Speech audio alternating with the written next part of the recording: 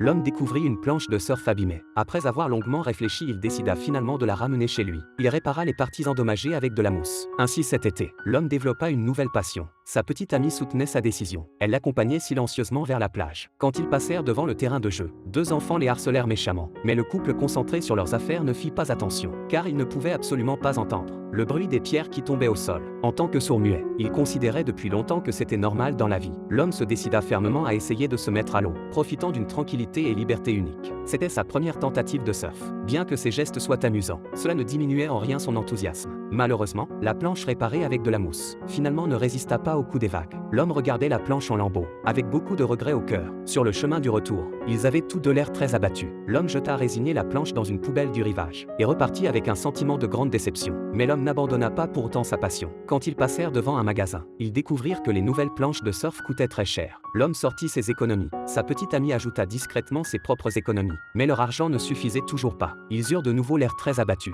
Enfin arriva le jour de la paix. Il emmena aussitôt sa petite amie choisir la planche de surf tant attendue. Parce qu'ils étaient sourds-muets, le patron non seulement fit une remise, mais offrit aussi exprès plein de cadeaux. Ils étudièrent leur nouvelle planche dans un café jusqu'à la tombée de la nuit.